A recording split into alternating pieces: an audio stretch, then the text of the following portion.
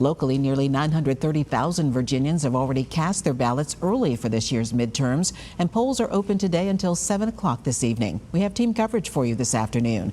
Our Caroline Colburn has a look at the problems at some of the polls in Chesterfield County, and we start with Brendan King, who shares how voters are feeling as they cast their ballots and some issues at several Richmond voting locations. Brendan? Good afternoon to you, Cheryl. Today is your very last opportunity, your last chance to have your voice heard during the midterms on this Election Day Tuesday. So throughout the morning, I went to several precincts across Central Virginia, and that includes right behind us here at Albert Hill Middle School in Richmond, talking to the voters and any issues they may have experienced this morning.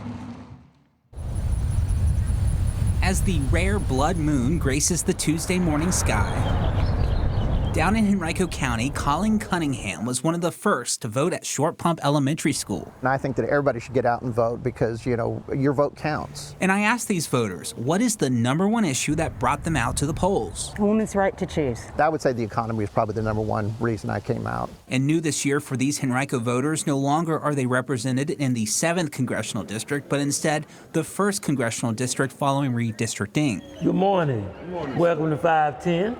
Have your IDs ready and presented to the table directly in front of you. At Richmond Precinct 510, Chief Election Officer Sharon Jones said the ballot feeding machine jammed right as they opened the doors at 6 a.m. at Swansboro Elementary School. Our procedure is to keep the voters from waiting until we clear the jam and not create a line.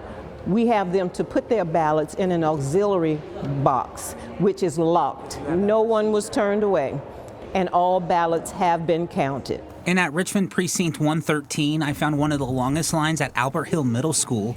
The assistant election officer tells me the e-books used to check voters in went down around 8 a.m. for about 20 minutes. But while we were chatting, a poll worker said their e-book went down again. I hope we can get through with no more challenges. Yeah. Certainly wishing for an uneventful election day. Again, the polls are open until 7 tonight, but this is important, Cheryl. If you are in line by 7 o'clock tonight, stay in line, do not leave. You still have the right to vote. Working for you in Richmond, I'm Brendan King, CBS 6 News. Thank you, Brendan.